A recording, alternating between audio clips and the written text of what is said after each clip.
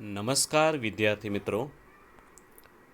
Commerce with Pradeep Panchal by Avabai high school Valsad, ધોરણ 12 સામાન્ય પ્રવાહ, વિષય નામાના મૂળ તત્વો, ભાગ 2, પ્રકરણ 1, શેર મૂડીના હિસાબો. આજના આ વિડીયોમાં શેર મૂડીની ખૂબ જ અગત્યની આમનોંધ જોઈશું.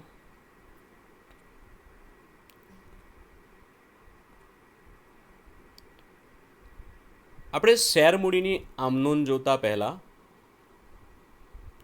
હું તમને એક બાબત જણાવી દઉં કે જે શેર બહાર પાડવામાં આવે છે એ શેરના નાણાં શેર હોલ્ડરો પાસેથી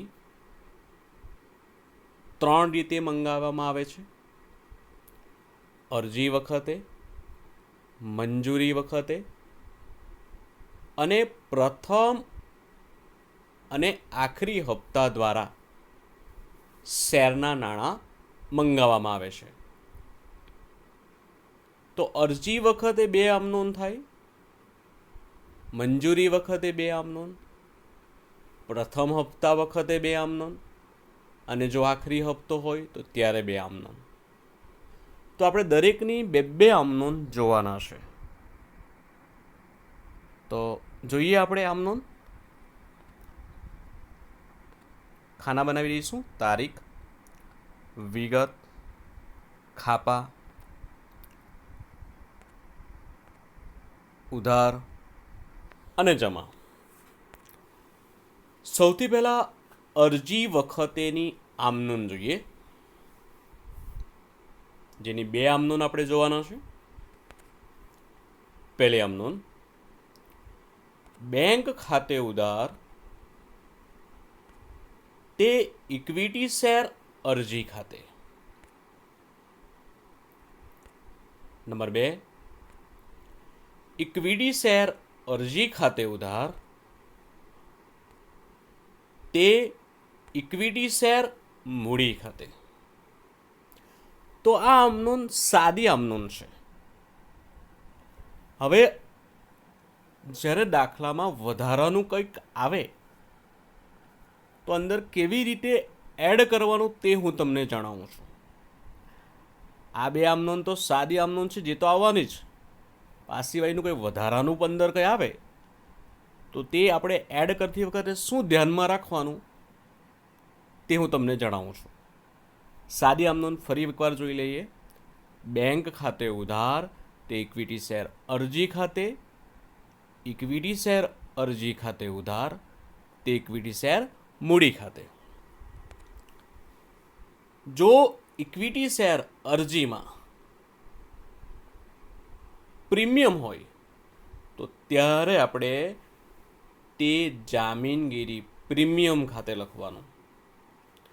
એક બાબત ખાસ તમને જણાવી દઉં કે જામીનગીરી પ્રીમિયમ આપણે કઈ આમનોંધમાં લખવાનું, તો જે આમનોંધમાં ઇક્વિટી શેર મૂડી ખાતે હોય એ આમનોંધમાં લખવાનું. અને આના માટે એક બાબત તમારે યાદ રાખવાનું છે કે ઇક્વિટી શેર મૂડી અને પ્રીમિયમ એ 2 જોડિયા બાળક છે. એટલે કે ઇક્વિટી શેર મૂડી જમા હશે તો તેવા સંજોગોમાં જામીનગીરી પ્રીમિયમ પણ જમા થશે. ઇક્વિટી શેર મૂડી ઉધાર હશે તો જામીનગીરી પ્રીમિયમ પણ ઉધાર થશે. એટલે આ બાબત તમારે ખાસ ધ્યાનમાં રાખવાનું છે. બીજી આમનોંધમાં ઇક્વિટી શેર મૂડી છે તો એનું પ્રીમિયમ આપણે ક્યાં લખ્યું? ત્યાં જ લખ્યું, જમા જ કર્યું આપણે, તે જામીનગીરી પ્રીમિયમ ખાતે. ત્યાર પછી આપણે શેર બહાર પાડેલા હોય એના કરતાં વધારે શેરની અરજી મળે તો એ આપણે અરજીના નાણાં પરત કરવા પડે. તો આપણે બીજી આમનોંધમાં બેંક ખાતે લખવાનું. તે બેંક ખાતે જેટલા વધારે અરજી મળી હોય એટલી અરજીના નાણાં આપણે પરત કરવાના. ત્યાર પછી કોઈક શેર હોલ્ડર હશે, તે અરજી વખતે જ પૂરેપૂરા નાણાં આપી દે. ધારો કે અરજીના 5 રૂપિયા છે, મંજૂરીના 3 છે, પ્રથમ હપ્તાના 2 છે. તો અરજીના વેળે 5 જ આપવાના હોય તો પણ પૂરેપૂરા આપી દે. મંજૂરીના 3 પણ આપી દે, પ્રથમ હપ્તાના 2 પણ આપી દે, તો એને અગાઉથી મળેલ કહેવાય. તો મંજૂરીના 3 આપેલા હોય તો તે અગાઉથી મળેલ મંજૂરી કહેવાય. હપ્તાના આપેલા હોય 2 રૂપિયા તો તે અગાઉથી મળેલ હપ્તા કહેવાય. તો આ બાબત તમારે ખાસ ધ્યાનમાં રાખવાનું છે. સૌથી પહેલાં સાદી આમનોંધ: બેંક ખાતે ઉધાર તે ઇક્વિટી શેર અરજી ખાતે. બીજી આમનોંધ: ઇક્વિટી શેર અરજી ખાતે ઉધાર તે ઇક્વિટી શેર મૂડી ખાતે. હવે જામીનગીરી પ્રીમિયમ ક્યારે આવે? જ્યારે અરજીના નાણાં પ્રીમિયમ દ્વારા મંગાવવામાં આવે ત્યારે. બેંક ખાતે ક્યારે આવે? જ્યારે વધારે અરજીના નાણાં મળેલા હોય તો આપણે પરત કરવાના. અગાઉથી મળેલ મંજૂરી ખાતે ક્યારે આવશે? જ્યારે કોઈ શેર હોલ્ડર અરજી વખતે જ મંજૂરીના અને હપ્તાના નાણાં આપી દે તો એને કહેવાય અગાઉથી મળેલ મંજૂરી અને અગાઉથી મળેલ હપ્તા. તો આ બાબત તમારે ધ્યાનમાં રાખવાનું છે. આ થઈ અરજીની આમનોંધ. હવે આપણે મંજૂરીની આમનોંધ જોઈશું. મંજૂરીની પણ 2 આમનોંધ છે, પણ આપણે અરજીમાં જે જોઈ ગયા, બીજી જે હતી ને એ મંજૂરીમાં પહેલી આવશે અને અરજીમાં જે પહેલી હતી એ મંજૂરીમાં બીજી આવશે. તો જોઈએ આપણે મંજૂરીની આમનોંધ. ઇક્વિટી શેર મંજૂરી ખાતે ઉધાર તે ઇક્વિટી શેર મૂડી ખાતે. ચોથી આમનોંધ: બેંક ખાતે ઉધાર તે ઇક્વિટી શેર મંજૂરી ખાતે. આ સાદી આમનોંધ છે. હવે અંદર શું એડ થઈ શકે તે હું તમને સમજાવું. સાદી આમનોંધ ફરીવાર: ઇક્વિટી શેર મંજૂરી ખાતે ઉધાર તે ઇક્વિટી શેર મૂડી ખાતે. બેંક ખાતે ઉધાર તે ઇક્વિટી શેર મંજૂરી ખાતે. હવે જો મંજૂરીમાં પ્રીમિયમ હોય તો ત્યારે આપણે જામીનગીરી પ્રીમિયમ ખાતે જમા કરવાનું. મેં તમને અગાઉ જણાવ્યું કે પ્રીમિયમ ક્યાં આવે? તો જ્યાં શેર મૂડી હોય, ઇક્વિટી શેર મૂડી હોય ત્યાં જામીનગીરી પ્રીમિયમ આવે. કારણ કે આ 2 શું છે? જોડિયા બાળક છે. ત્યાર પછી અગાઉથી મળેલ હપ્તા. કોઈ શેર હોલ્ડર મંજૂરી વખતે મંજૂરી વખતે હપ્તાના નાણાં પણ આપી દે. મંજૂરીના એણે 3 ભરવાના છે, પણ એ હપ્તાના 2 રૂપિયા પણ આપી દે છે તો એને અગાઉથી મળેલ હપ્તો કહેવાશે. ત્યાર પછી અગાઉથી મંજૂરી ખાતે ઉધાર. ચોથી આમનોંધમાં અગાઉથી મળેલ મંજૂરી ખાતે ઉધાર. તો અરજી વખતે જે શેર હોલ્ડરે મંજૂરીના પૈસા આપી દીધેલા હતા તો તે ફરી પાછું અહીંયા ઉધાર કરી દેવાનું, કારણ કે આપણને એટલા રૂપિયા ઓછા મળવાના છે. ત્યાર પછી મંજૂરી વખતે કોઈ શેર હોલ્ડરે પૈસા આપેલા ન હોય, એટલે કે મળવાની બાકી મંજૂરી હોય, તો એ બેંકવાળી આમનોંધમાં, આ બેંકવાળી આમનોંધ કહેવાય, એ આમનોંધમાં મળવાની બાકી મંજૂરી ખાતે શું કરવાનું? ઉધાર કરવાનું છે. તો આટલી બાબત ધ્યાનમાં રાખવાનું છે. ફરીવાર પહેલેથી જોઈ જઈએ આપણે. એની સાદી આમનોંધ: ઇક્વિટી શેર મંજૂરી ખાતે ઉધાર, તે ઇક્વિટી શેર મૂડી ખાતે, બેંક ખાતે ઉધાર, તે ઇક્વિટી શેર મંજૂરી ખાતે. હવે જો મંજૂરીમાં પ્રીમિયમ હોય તો આપણે જામીનગીરી પ્રીમિયમ ખાતે જમા કરીશું ત્રીજી આમનોનમાં, કારણ કે શેર મૂડી અને જામીનગીરી પ્રીમિયમ એ જોડિયા બાળક છે, એટલે જ્યાં શેર મૂડી હોય ત્યાં જ આપણે પ્રીમિયમ લખીશું. કોઈ શેર હોલ્ડર મંજૂરી વખતે હપ્તાના નાણાં પણ આપી દે તો એને અગાઉથી મળેલ હપ્તા કહેવાશે. મંજૂરીના કોઈ શેર હોલ્ડર અરજીમાં પૈસા આપી દે, અરજી વખતે જ આપણે અરજીમાં જોઈ ગયા હતા અગાઉથી મળેલ મંજૂરી, તો એ અગાઉથી મળેલ મંજૂરીનું ખાતું આપણે બંધ કરશું. એટલે આપણે ચોથી આમનોનમાં અગાઉથી મળેલ મંજૂરી ખાતે ઉધાર કરીશું. ત્યાર પછી કોઈ શેર હોલ્ડર કે જે મંજૂરી વખતે અમુક પૈસા ભરતો નથી, અમુક શેરના નાણાં ભરતો નથી, તો એ મળવાની બાકી મંજૂરી કહેવાય. તો આપણે ચોથી આમનોનમાં મળવાની બાકી મંજૂરી ખાતે ઉધાર કરીશું. મળવાની બાકી મંજૂરી ક્યાં આવે? તો જે બેંકવાળી આમનોન છે એ આમનોનમાં આપણે અહીંયા એડ કરવાનું. જામીનગીરી પ્રીમિયમ ક્યાં આવે? તો જ્યાં શેર મૂડી છે ત્યાં જામીનગીરી પ્રીમિયમ આપણે લખવાનું. તો આ બાબત તમારે ખાસ ધ્યાનમાં રાખવાનું છે અને આમનોન તમારે તૈયાર કરવાની છે. ત્યાર પછી પ્રથમ અથવા તો છેલ્લા હપ્તા વખતે તો આપણે તેની બે આમનોન જોઈએ. આપણે ઇક્વિટી શેર પ્રથમ / છેલ્લા હપ્તા ખાતે ઉધાર, તે ઇક્વિટી શેર મૂડી ખાતે. છઠ્ઠી આમનોન બેંક ખાતે ઉધાર, તે ઇક્વિટી શેર પ્રથમ / છેલ્લા હપ્તા ખાતે. આ સાદી આમનોન છે. હવે અંદર વધારાનું શું એડ થઈ શકે તે હું તમને સમજાવું છું. જો પ્રથમ કે છેલ્લા હપ્તામાં જો પ્રીમિયમ હોય તો આપણે જ્યાં ઇક્વિટી શેર મૂડી લખેલું છે ત્યાં આપણે જામીનગીરી પ્રીમિયમ ખાતે લખીશું, જમા લખીશું. ત્યાર પછી અગાઉથી મળેલ હપ્તા ખાતે ઉધાર,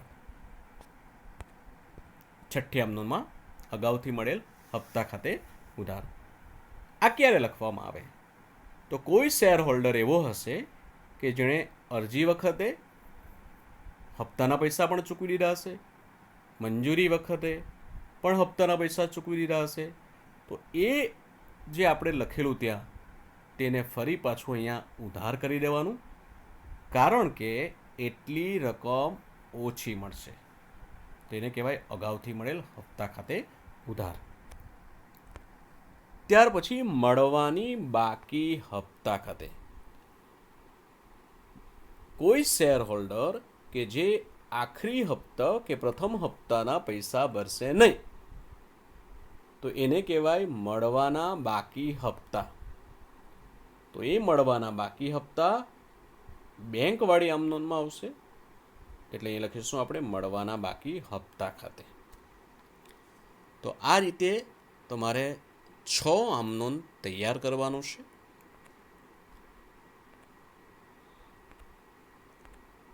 હવે આપણે જપ્તીની આમનોન જોઈશું કે જે શેર હોલ્ડરે મંજૂરી કે પ્રથમ હપ્તામાં પૈસા ભરેલા નથી તો એવા શેર હોલ્ડરોના એ શેર જપ્ત કરવામાં આવે છે. તો એની આમનોન આપણે જોઈએ.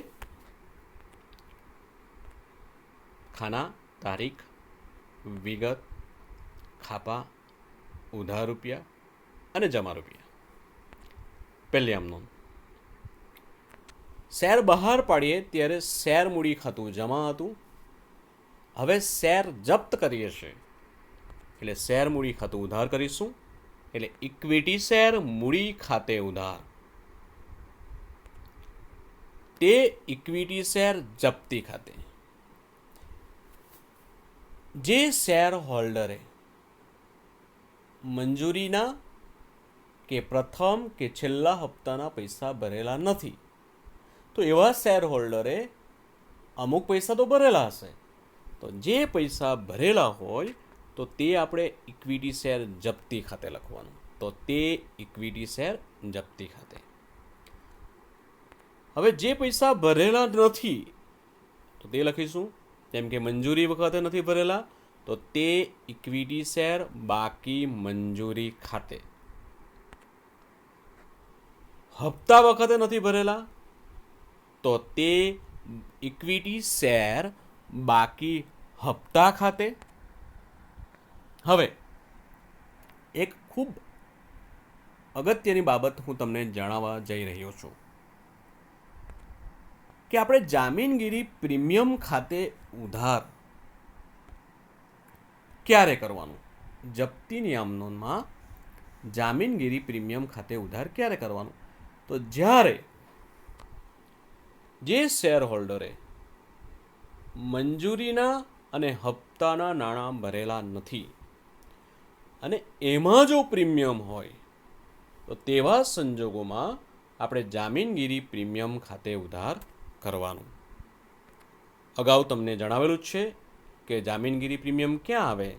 તો જ્યાં શેર મૂડી હોય ત્યાં જામીનગીરી પ્રીમિયમ આવે, કારણ કે એ બંને જોડિયા બાળક છે. અહીંયા ઉધાર છે શેર મૂડી, એટલે જામીનગીરી પ્રીમિયમ પણ ઉધાર થયું. તો આ શેર જપ્ત કરવાની આમ નોંધ લખી. હવે જપ્ત થયેલા શેર ફરી બહાર પાડવાની આમ નોંધ. ફરી બહાર પાડવાની આમ નોંધ. બેંક ખાતે ઉધાર, ઇક્વિટી શેર જપ્તી ખાતે ઉધાર, તે ઇક્વિટી શેર મૂડી ખાતે. તો આ વટાવથી જ્યારે શેર બહાર પાડવામાં આવે તો ત્યારે આ આમ નોંધ આવશે. વટાવથી એટલે કેવી રીતે? તો શેર 10 રૂપિયાનો શેર હોય અને એ 10 કરતાં ઓછી કિંમતે બહાર પાડવામાં આવે, એટલે કે 7 રૂપિયા કે 8 રૂપિયા લેખે જ્યારે બહાર પાડવામાં આવે તો એને વટાવથી બહાર પાડેલો કહેવાય. તો ત્યારે એની આમ નોંધ આ રીતે આવશે: બેંક ખાતે ઉધાર, ઇક્વિટી શેર જપ્તી ખાતે ઉધાર, તે ઇક્વિટી શેર મૂડી ખાતે. હવે તે જામીનગીરી પ્રીમિયમ ખાતે ક્યારે આવે? કે જ્યારે જપ્ત થયેલા શેર પ્રીમિયમથી બહાર પાડવામાં આવે. એટલે કે 10નો શેર છે અને 12 લેખે બહાર પાડવામાં આવે તો ત્યારે આપણે ઇક્વિટી શેર જપ્તી ખાતે ઉધાર લખીશું નહીં. તો ત્યારે આપણે આમનો આ રીતે લખીશું: બેંક ખાતે ઉધાર, તે ઇક્વિટી શેર મૂડી ખાતે, તે જામીનગીરી પ્રીમિયમ ખાતે. આગળ જોઈએ. તે અગાઉથી મળેલ હપ્તા ખાતે. હવે આ ક્યારે આવે તે હું તમને જણાવું. ઓછી રકમ મંગાવેલ હોય અને પૂરેપૂરા ભરપાઈ તરીકે ફરીથી બહાર પાડવામાં આવે ત્યારે. ધારો કે અરજી અને મંજૂરીના જ પૈસા મંગાવેલા છે, એટલે કે 5 અને 3 8 રૂપિયા જ મંગાવેલા છે અને ત્યાર પછી શેર જપ્ત થઈ ગયા, એટલે આપણે અહીંયા 8 લેખી લખેલા હશે, અહીંયા 5 ભરેલા હશે અને બાકી મંજૂરી 3 હશે. આ હશે નહીં. હવે શું કીધું છે? પૂરેપૂરા ભરપાઈ તરીકે ફરી બહાર પડ્યા. તો અહીંયા આપણને આવશે, અહીંયા આપણે 8 લખીશું. અગાઉથી મળેલ હપ્તો 2 કહેવાશે, કારણ કે શેર 10નો હતો. હવે ધારો કે 6 લેખે બહાર પાડવામાં આવ્યા તો બેંક ખાતે 6 અને જપ્તી ખાતે 4 લખીશું આપણે. આ રીતે અગાઉથી મળેલ હપ્તો ક્યારે આવશે? કે જ્યારે શેરના નાણાં ઓછી રકમ મંગાવેલ હોય અને પૂરેપૂરા ભરપાઈ તરીકે એ શેર ફરી બહાર પાડવામાં આવે તો તેવા સંજોગોમાં અગાઉથી મળેલ હપ્તો આવશે. હવે ત્રીજી આમ નોંધ. એ ઇક્વિટી શેર જપ્તી ખાતું બંધ કરવાની આમ નોંધ. આપણે પહેલી આમ નોંધમાં ઇક્વિટી શેર જપ્તી ખાતે અહીંયા જમા કરેલા છે, બીજી આમ નોંધમાં અહીંયા ઉધાર કરેલા છે. તો જેટલા જમા થયેલા હોય એટલા ઉધાર થવા જોઈએ. ધારો કે અહીંયા 5,000 જમા છે,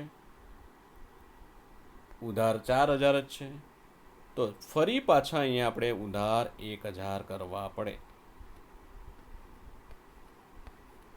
1,000 આપણે ઉધાર કરવા પડે, એટલે કે જપ્તી ખાતું આપણે બંધ કરવું પડે. તો એની આમ નોંધ આ રીતે આવશે: ઇક્વિટી શેર જપ્તી ખાતે ઉધાર, તે મૂડી અનામત ખાતે. તો આ થઈ જપ્તીની આમ નોંધ. પહેલાં આપણે અરજી, મંજૂરી, પ્રથમ અને આખરી હપ્તાની જોઈ ગયા, અને આ છે જપ્તીની આમ નોંધ. તો આ બંને પ્રકારની આમ નોંધ ખૂબ અગત્યની છે. એ આવડી જાય તો એને આધારે તમને દાખલા પણ આવડી જશે. તો આમ નોંધ તમારે લખીને તૈયાર કરવાનું છે. Thank you.